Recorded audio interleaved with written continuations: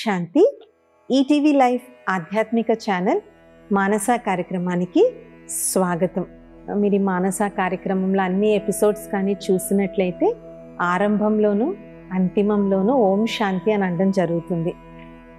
మీరు ఏ బ్రహ్మకుమారీస్ ఆశ్రమానికి వెళ్ళినా లేదంటే బ్రహ్మకుమారీస్ని ఎవరు కలిసినా కూడా ఓం శాంతి అని అంటారు. అసలు చాలా చోట్ల ఈ సంస్థకి ఓం శాంతి వాళ్ళనే పేరు. బ్రహ్మకుమారీస్ అని కొన్ని ప్రాంతాల్లో తెలీదు, ఓం శాంతి ఆశ్రమం అని చెప్తూ ఉంటారు. సో ఓం శాంతి అనేటువంటిది బ్రహ్మకుమారి స్వయం కనిపెట్టినటువంటిది కాదు. ఇది తరతరాలుగా మన సనాతన ధర్మంలో భారతదేశంలో ఉన్నటువంటి ఒక అద్భుతమైనటువంటి మహామంత్రం ఓం శాంతి. మనం ఏ మంత్రాలను మనం తీసుకున్న మహామృత్యుంజయ మంత్రం అవ్వచ్చు, గాయత్రి మంత్రం అవ్వచ్చు, శాంతి మంత్రం అవ్వచ్చు, ఏ మంత్రం తీసుకున్నా కూడా మనం ఆదిలోనూ చివరిలోనూ మనం ఓం శాంతి ఓం శాంతి అని 3 సార్లు మనం ఆరంభంలోనూ అంటాం, అంతిమంలోనూ అంటాం.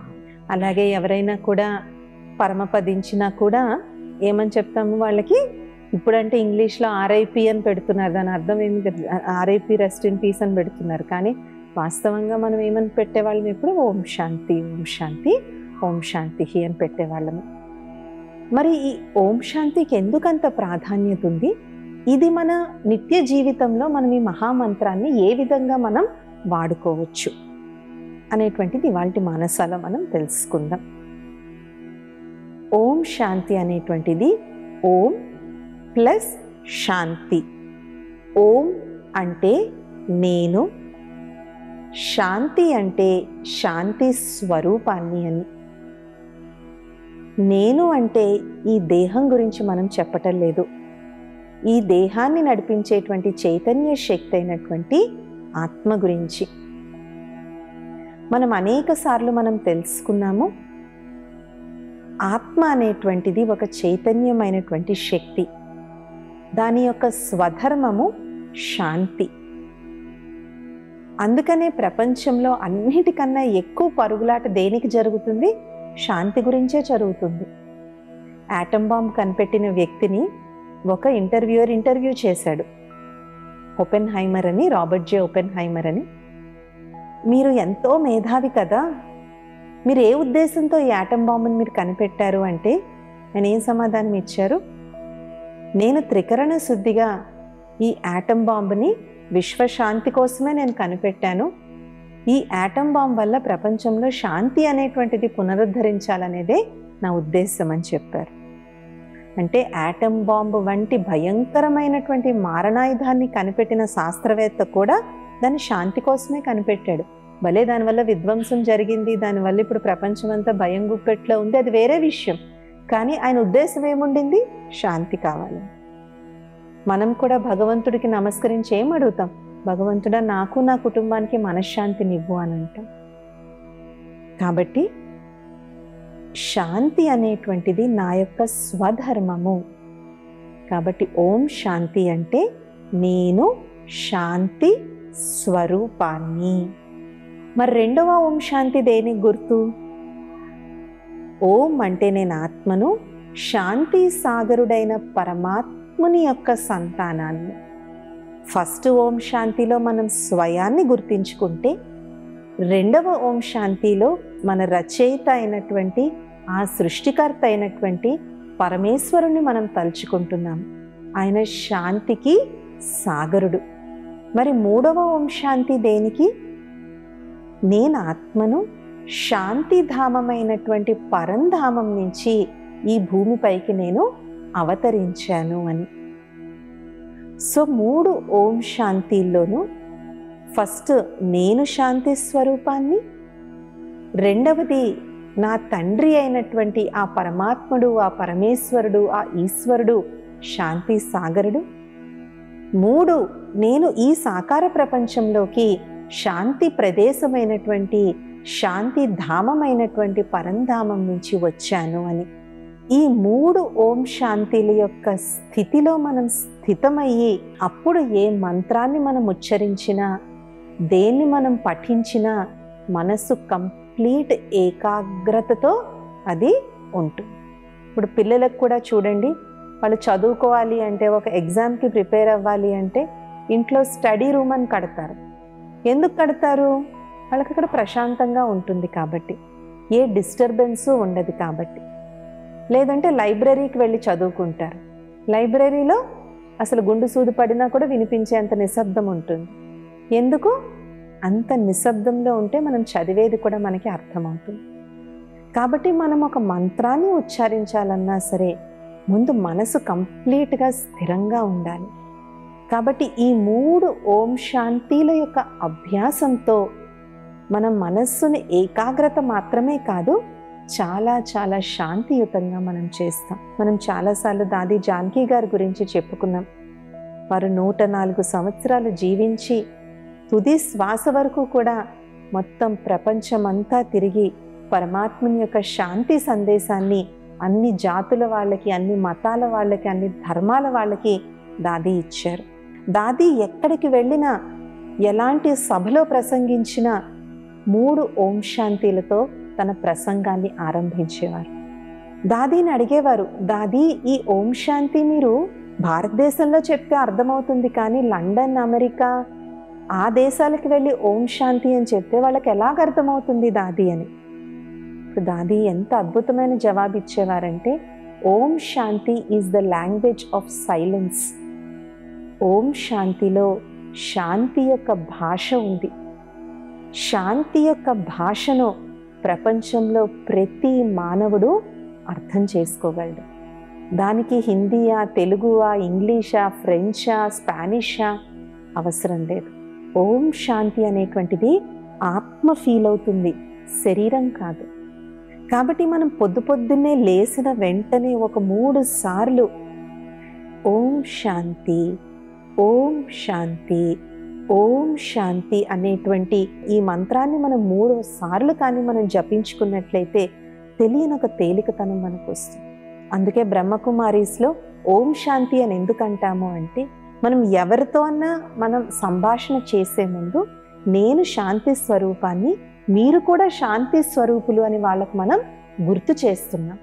నేను శాంతి యొక్క స్థితిలో ఉండి మీతో మాట్లాడుతున్నాను, మీరు కూడా శాంతమూర్తులే, మీరు కూడా అదే స్థితిలో ఉండి మీరు మాట్లాడగలరు అని ఇది పరస్పరం మనం ఒకరికొకరు మనం గుర్తు చేసుకుంటున్నాం.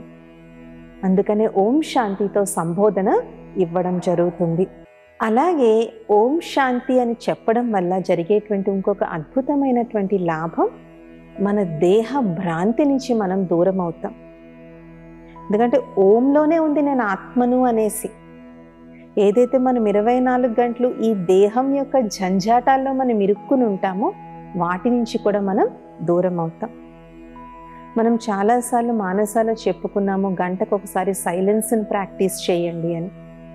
అలా సైలెన్స్ని ప్రాక్టీస్ చేయడం కష్టంగా అనిపించినటువంటి వాళ్ళు ఎక్కడికన్నా స్థిరంగా కూర్చుని 3 సార్లు శ్వాస తీసుకుని శ్వాస వదిలేసి ఓం శాంతి యొక్క మహామంత్రాన్ని కానీ జపించినట్లయితే ఆటోమేటిక్గా ఆ శాంతిని వాళ్ళు అనుభూతి చేస్తారు. ఎవరికైతే కోపం బాగా ఎక్కువగా వస్తుంది, ఎవరైతే కోపిష్టి ఉంటాడో వాళ్ళే ఎక్కువ కోపాన్ని కంట్రోల్ చేసుకోవాలని పాపం అనుకుంటారు. ఎందుకంటే వాళ్ళు కోపంలో మాట అనేస్తారు, తర్వాత దాని గురించి పాపం తీవ్రంగా పశ్చాత్తాపడుతూ ఉంటారు. ఇంకోసారి నేను అనకూడదు అనుకుంటారు. కానీ ఎలా బయటకు వస్తారో అలవాటు నుంచి? ఏదో చేస్తే కదా మనం అలవాటు నుంచి బయటకు వస్తాము. సో ఏం చేయాలి అంటే, వాళ్ళు వీలైనంత వరకు ఈ ఓం శాంతి మహామంత్రాన్ని జపించాలి. దానివల్ల ఏమవుతుంది, మనలోనే ఉన్నటువంటి శాంతి యొక్క శక్తి మేల్కొంటుంది, జాగరూకం అవుతుంది. ఆధ్యాత్మిక జగత్తులో జాగృతి అనేటువంటి పదాన్ని మనం ఎక్కువ వింటూ ఉంటాం. అవేకనింగ్ అయింది వాళ్ళకి అంటారు. ఏంటి అవేకన్ అయింది? నిద్ర లేచారనా? కాదు, మనలోనే ఉన్నటువంటి ఆధ్యాత్మిక శక్తి జాగృతం అవుతుంది. ఏంటి మనలో ఉన్నటువంటి ఆధ్యాత్మిక శక్తి? ఆధ్యాత్మిక శక్తి అంటే గాల్లోనూ వాటిల్లోనూ గారడీ చేయడం కాదు. అది మెజిషియన్స్ కూడా చేస్తారు. ఒక మనిషిని 2 ముక్కలుగా కట్ చేసి జోడించేస్తారు. అది ఆధ్యాత్మిక శక్తా? కాదు.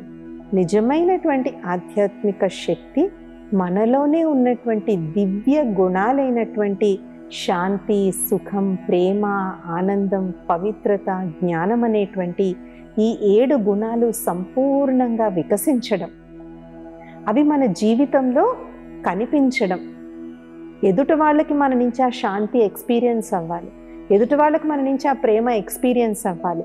అదే జాగృతి అంటే, అదే మేల్కోవడం అంటే.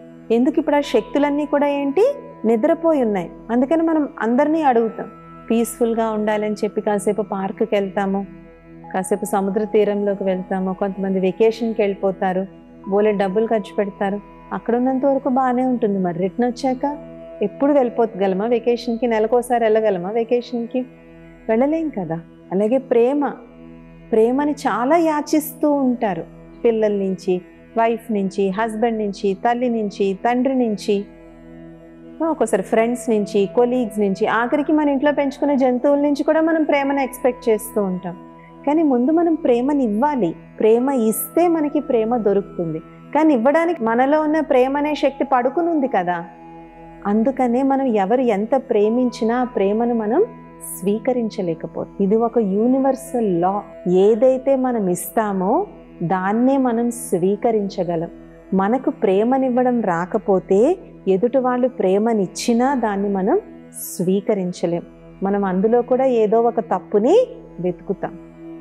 ఏంటి ఇంత బాగా మాట్లాడుతున్నారు, ఏం కావాలి ఏంటి అని అడుగుతారు. అంటే ఆ ప్రేమను వాళ్ళు స్వీకరించేది కూడా మనసుకు రావటం లేదు. ఎందుకంటే ప్రేమ అనేటువంటి ఈ గుణం అంత గాఢ నిద్రలోకి, కుంభకర్ణుడి నిద్రలోకి వెళ్ళిపోయింది. కాబట్టి ఆ దివ్య గుణాలను మేల్కొల్పుకోవడమే నిజమైనటువంటి జాగృతి. సో ఎప్పుడైతే మనం ఈ ఓం శాంతి మహామంత్రం యొక్క అభ్యాసంలో ఉంటామో మనలోనే ఉన్నటువంటి శాంతి యొక్క గుణం మేల్కొంటుంది. Peace is the true religion. శాంతి అనేటువంటిది నిజమైనటువంటి ధర్మం. కాబట్టి ఓం శాంతి యొక్క అభ్యాసం వల్ల ఈ దేహ భ్రాంతి నుంచి కూడా మనం దూరం అయిపోతాం. నేను ఫలానా, నేను అది, నేను అంత గొప్ప, నాకంత టాలెంట్ ఉంది, ఇలాంటి ఫాల్స్ ఐడెంటిటీస్ ఉన్నాయి కదా మన గురించి మనకి. వాటి నుంచి మనం దూరం అయ్యి మనస్సు, ఆత్మ చాలా శక్తివంతంగా, పవర్ఫుల్గా తయారవుతాయి. మెడిటేషన్లో మనం కూర్చునే ముందు, మెడిటేషన్ అయిపోయిన తర్వాత కూడా మనం ఓం శాంతి యొక్క అర్థంలో మనం స్థితమై మనం అభ్యాసం చేయాలి. ఏదో నోటితో ఓం శాంతి అని చెప్పడం కాదు. చాలామంది చెప్తారు. యాక్చువల్గా ఒక బ్రహ్మకుమారీస్లోనే కాదు, చాలా ఆధ్యాత్మిక సంస్థల్లో ఓం శాంతి అని చెప్తారు. కానీ ఎక్కడ చెప్పినా దాన్ని అర్థ సహితంగా దాన్ని ఎక్స్పీరియన్స్ చేస్తూ మనము దానివల్ల మనకి లాభం అనేటువంటిది ఉంటుందన్నమాట. 4వది, ఈ ఓం శాంతి యొక్క అభ్యాసం వల్ల మనకి ఆత్మిక దృష్టి అనేటువంటిది అలవడుతుంది. ఏ విధంగా? చూడండి, మనం ఎవరినైనా చూసామనుకోండి, వాళ్ళలో ఏదో ఒక మిస్టేక్గా మనం వెతుకుతాం. ఒక ఆడావిడి చాలా మంచి చీర కట్టుకొచ్చారు, చీర చాలా బాగుంది, మనం ఆవిడికి సూట్ కాలేదు, ఆవిడ ఇలా ఉంది కదా అందుకని అది సూట్ కాలేదు. సో ఆఖరికి మనం ఒకసారి బస్ స్టాప్లో నిల్చుని ఉంటాం, ఎవరో వస్తారు బస్సు ఎక్కడానికి, వాళ్ళల్లో కూడా ఏదో ఒకటి మనం వెతుకుతాం. సో ఎదుట వాళ్ళని మనం చూసినప్పుడు పరచింతన మనకి ఎక్కువ నడుస్తుంది. పరచింతన పతనానికి నాంది. ఎందుకు పరచింతన పతనానికి నాంది? ఇందాకే చెప్పుకున్నాం కదా, ఒక లా ఉంది కదా, దేన్నైతే మనం చూస్తూ ఉంటామో అది మనలో కూడా రిఫ్లెక్ట్ అవుతుంది. మనకి ప్రతిదాన్ని విమర్శించే అలవాటు ఉన్నట్లయితే మనల్ని కూడా 10 మంది విమర్శిస్తారు. దాన్ని మనం తట్టుకునే శక్తి ఉంటుందా? సాధారణంగా మీరు గమనించినట్లయితే ఎవరైతే 10 మందిని విమర్శిస్తారో వాళ్ళు ఒక్క విమర్శను కూడా వాళ్ళు తట్టుకోలేరు. ఎందుకు అంటే వాళ్ళు మేము 100% పర్ఫెక్ట్ అనుకుంటారు కాబట్టి అందరినీ వాళ్ళు విమర్శిస్తారు. నేనేం 100% పర్ఫెక్ట్ కాదు అనుకున్న వ్యక్తి పక్క వాళ్ళని విమర్శించడు, ముందు స్వయాన్ని చూసుకుంటాడు.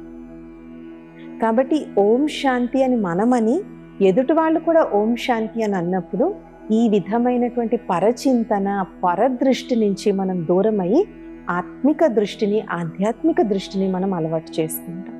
అప్పుడు అందరూ మనకి సమానంగా కనిపిస్తారు. రంగు, రూపం, వాళ్ళు ఏం వేసుకున్నారు, వాళ్ళ కట్టు బొట్టు, వాళ్ళు తిరిగే కారు, ఉన్న ఇల్లు, ఇవేమీ కనిపించవు. నేను శాంత స్వరూపాత్మను, ఒక దేహాన్ని ధరించి పాత్ర నటిస్తున్నాను, వీళ్ళు కూడా అంతే. ఈ ఆత్మిక దృష్టి కానీ వచ్చినట్లయితే ప్రపంచంలో ఉన్న అన్ని గొడవలు తగాదాలు ఆటోమేటిక్గా కట్ అయిపోతాయి. గొడవ ఎప్పుడు వస్తుంది? తేడాల వల్లే కదా గొడవ వస్తుంది. తేడా లేకపోతే గొడవ రాదు. కాబట్టి ఈ విధమైనటువంటి సమభావన సమదృష్టి కూడా ఓం శాంతి యొక్క మహామంత్రంలో మనం నేర్చుకోవచ్చు. అందుకనే ఇప్పుడు కేవలం భారతదేశంలోనే కాదు, అనేక పాశ్చాత్య దేశాల్లో కూడా ఓం శాంతి మంత్రాన్ని వాళ్ళు అవలంబిస్తూ ఉన్నారు. వాళ్ళ దైనందిన జీవితంలో కూడా ఎవరన్నా కలిస్తే ఓం శాంతి అనుకుంటారు. ఓకే, ప్రొనౌన్సియేషన్ డిఫరెంట్ ఉండొచ్చు, ఉచ్చారణ వేరుగా ఉండొచ్చు, కానీ ఓం శాంతి అని మాత్రం వాళ్ళు కూడా అంటూ ఉన్నారు. ఎందుకంటే ఇది మనలోనే ఉన్నటువంటి ఈ శాంతి అనేటువంటి దివ్య గుణంతో ఇది కనెక్ట్ చేస్తుంది. అలాగే మీరు భోజనం చేసే ముందు కూడా ఆ ఆహారాన్ని చూస్తూ ఓం శాంతి, ఓం శాంతి, ఓం శాంతి అని అనుకుంటూ ఆ ఆహారాన్ని ఆరంభించినప్పుడు ఆ పీస్ఫుల్ వైబ్రేషన్స్ ఆ ఆహారంలో కూడా వెళ్తాయి. మనం ఏదన్నా తాగే ముందైనా తినే ముందైనా కూడా 3 సార్లు అనుకోవాలి. అప్పుడు ఆ తినే ఆహారం కూడా సాత్వికంగా ఉంటుంది. ఓవర్ ఈటింగ్, ఎక్కువగా తినేయడం, మనకి అవసరమైన దానికన్నా ఎక్కువ తినడము, లేదంటే అది మనకు పడట్లేదని తెలిసినా కూడా కుక్కేసుకుంటూ ఉంటాము, సమయం కాని సమయంలో తినడము, ఇలాంటివన్నీ కూడా మనకి దూరం అవుతాయి అన్నమాట. కాబట్టి ఈ మంత్రం అనేటువంటిది కేవలం ఏదో యోగా చేసేటువంటి వాళ్ళు, ఏదో సాధువులు వీళ్ళే వాడాల్సిన అవసరం లేదు. ప్రతి ఒక్కళ్ళు కూడా దీన్ని వాడుకోవచ్చు. కొత్తలో ఇది మనకి మనసులో అభ్యాసం చేయడం కష్టం అనిపించినట్లయితే బయటికి మెల్లగా, అంటే 10 మందికి వినిపించేలాగా గట్టిగా అరవాల్సిన అవసరం లేదు. ఓం శాంతి, ఓం శాంతి, ఓం శాంతి అని అభ్యాసం చేయొచ్చు. ఈ అభ్యాసం చేసేటప్పుడు మన యొక్క దృష్టి 2 కనుబొమ్మల మధ్య ఉన్నటువంటి ఆత్మస్థానం మీద పెట్టి అభ్యాసం చేస్తే దీని ఎఫెక్ట్ ఇంకా ఎక్కువ పెరుగుతుంది. ఇప్పుడు ఒక్కసారి అభ్యాసం ఎలా చేయాలో మనం ప్రాక్టికల్గా నేర్చుకుందాము. అందరూ కూడా స్థిరంగా తిన్నగా కూర్చోగలరు. 2 పాదాలు నేలకు తాకేటట్టుగా చేతులు ఇలాగా ఒకదాని మీద ఒకటి పెట్టుకోండి. 3 సార్లు శ్వాస తీసుకొని వదిలేయండి. శ్వాస తీసుకోండి, వదిలేయండి. శ్వాస తీసుకోండి, వదిలేయండి. శ్వాస తీసుకోండి, వదిలేయండి. ఇప్పుడు మెల్లగా 2 కనుబొమ్మల మధ్య స్థానంలో ఏకాగ్రం చేయండి. అక్కడ మెరిసే ఒక సుందర దివ్య నక్షత్రాన్ని చూడండి. ఒక దివ్యమైన ప్రకాశవంతమైన జ్యోతిని చూడండి. అక్కడే అలాగే ఏకాగ్ర చిత్తులై ఉంటూ 3 సార్లు ఓం శాంతి యొక్క అభ్యాసం చేద్దాం. ఓం శాంతి. నేను శాంత స్వరూపాన్ని. ఓం శాంతి. నా తండ్రి పరమాత్ముడు శాంతి సాగరుడు. ఓం శాంతి. నేను శాంతిధామమైన పరంధామం నుంచి వచ్చాను. ఈ ఓం శాంతి యొక్క ప్రభావాన్ని అనుభూతి చేయండి. చైతన్య జ్యోతి అయిన ఆత్మ నుండి శాంతి యొక్క తరంగాలు మనస్సులో, బుద్ధిలో వ్యాపిస్తున్నాయి. శరీరంలోని ప్రతి అవయవంలో ఓం శాంతి మహామంత్రం యొక్క శాంతి తరంగాలు నిండుతూ ఉన్నాయి. నిజమైనటువంటి శాంతిని నేను అనుభూతి చేస్తున్నాను. ఇలా మీరు ఎంతసేపు ఉండాలనుకుంటే అంతసేపు ఉండి మెల్లగా మళ్ళీ బయటికి. ఇదంతా చేయడానికి ఎంత సమయం పట్టింది? 1 నిమిషం కూడా పట్టలేదు. కానీ దీని ప్రభావం ఎలా ఉంది? సో కాబట్టి మనం శాంతి కోసం అక్కడికిక్కడికి పరిగెట్టాల్సిన అవసరం లేదు, మనలో మనం చూసుకుంటే చాలు. దీనికి ఒక కథ చెప్తారు. ఒక రాణిగారి దగ్గర ఒక విలువైన హారం ఉందంట, రాజుగారు ఇచ్చారంట. ఏదో ఉత్సవం వచ్చింది, ఆ రోజు ఆమె హారం వేసుకుందాం అనుకున్నారు. కానీ ఆమెకు ఎక్కడా హారం కనిపించటం లేదు. దాసదాసీలను అడుగుతున్నారు, వాళ్ళు తటపటాయిస్తున్నారు. కానీ ఫైనల్గా ఆమె ఇంకా విరమించుకొని, సరేలే ఏదో వేరేది వేసుకుందామని వేరే హారం తీసుకుని మెడలో వేసుకుందామని అద్దం ముందుకు వెళ్ళింది. అప్పుడు ఆమె కనిపించిన ఆ హారం తన మెడలోనే ఉందని. ఈ కథలో చాలా నీతి ఉంది, ఆధ్యాత్మిక నీతి. నాకు శాంతి కావాలి, నాకు శాంతి కావాలి, దానికోసం నేను అందరినీ అడుగుతున్నాను. కానీ ఆమెకు కూడా హారం ఎప్పుడు కనిపించింది? అద్దంలో తనని తాను చూసుకున్నప్పుడే తన మెడలో ఉన్న హారం ఆమెకు కనిపించింది. ఇక్కడ అద్దం అంటే ఏంటి? ఆధ్యాత్మికత. అందుకే ఆధ్యాత్మికతను ఒక దర్పణానితో కూడా పోలుస్తారు. అందులో మనల్ని మనం స్పష్టంగా చూసుకోవచ్చు అని చెప్తారు. కాబట్టి అక్కడికి ఇక్కడికి వెళ్ళే బదులు ఈ సింపుల్ ఓం శాంతి మంత్రాన్ని మన జీవితంలో మనం అవలంబించుకోవచ్చు. చాలామంది ఈ ఓం శాంతి యొక్క ఆడియో రికార్డింగ్ ఏదైతే ఉంటుందో అది అలా ఇంట్లో పెడతారనమాట. ఎస్పెషలీ మనం వంట చేసేటువంటి ప్రదేశంలో పెట్టుకోవడం చాలా మంచిది. వంట చేసేటప్పుడు మన మానసిక స్థితి ఎంత ప్రశాంతంగా ఉంటే ఆ వంట చూడండి ఆ రోజు అంత రుచికరంగా ఉంటుంది. బ్రహ్మకుమారీస్ ఆశ్రమాల్లో సంపూర్ణ సాత్విక ఆహారం ఉంటుంది. కానీ ఇక్కడికి వచ్చే వాళ్ళు అందరూ అంటారు, మీ కూరల్లో వాటిల్లో అసలు ఏమీ ఉండవండి, కానీ ఎందుకు ఇంత టేస్టీగా ఉంటాయి అనేసి. ఎందుకంటే ఆ వండే వ్యక్తి తాలూకా మానసిక స్థితి అంత శుద్ధంగా పవిత్రంగా ఉంటుంది కాబట్టి ఓం శాంతి మహామంత్రంని బెడ్రూమ్లోనో లేదంటే ఎస్పెషలీ కిచెన్లో ఎక్కడైతే మనం వంట చేసుకుంటూ ఉంటామో అక్కడ పెట్టినట్లయితే ఆ వైబ్రేషన్స్ అనేటువంటివి, తరంగాలు అనేటువంటివి ఆ చుట్టుపక్కల వాతావరణంలో వ్యాపిస్తాయి. ఈ విధంగా ఈ చిన్న పదం ఏదైతే ఉందో ఇది కంప్లీట్గా మన జీవితాన్ని మార్చేయగలదు. మన టెన్షన్స్ని, ఒక్కోసారి బాగా స్ట్రెస్ ఫీల్ అవుతుంటాం చూడండి. ఎస్పెషలీ ఇప్పుడు అన్ని ఉద్యోగాల్లోనూ టెన్షన్ అయిపోయింది. ఒకప్పుడు ఓన్లీ సాఫ్ట్వేర్ ఉద్యోగాల్లో టెన్షన్ ఉండేదనేవారు, కానీ ఇప్పుడు టెన్షన్ లేని ఉద్యోగం లేదు. అలా మీరు ఎప్పుడన్నా స్ట్రెస్ఫుల్గా ఫీల్ అవుతుంటే ఎక్కడక్కడ కూర్చొని జస్ట్ 3 times మైండ్ని ఇక్కడ కాన్సన్ట్రేట్ చేసి ఓం శాంతి, ఓం శాంతి, ఓం శాంతి, దాని ప్రభావం మనం ఇన్స్టెంట్గా మనం ఫీల్ అవుతాం. అండ్ ఇంట్లో పిల్లలకు కూడా భలే వాళ్ళకి ఇంత కాన్సెప్ట్ అర్థం కాకపోవచ్చు, కానీ మనం వాళ్ళకి చెప్పొచ్చు, నువ్వు ఉదయం నిద్ర లేసిన వెంటనే 3 times ఓం శాంతి చెప్పు అని చెప్పేసి. అది పెద్ద అయిన తర్వాత వాళ్ళకి అది అలవాటైపోతుంది అన్నమాట. కాబట్టి ఇవాళ మనం ఓం శాంతి మహామంత్రము దాని యొక్క అర్థం కంప్లీట్గా తెలుసుకున్నాము. ఇది మన నిత్య జీవితంలో ఏ విధంగా ఈ ఓం శాంతి ఉపయోగపడుతుందో కూడా మనం తెలుసుకున్నాము. వచ్చే మానసాలు ఇంకొన్ని విషయాలను తెలుసుకుందాం. ఓం శాంతి, నమస్తే.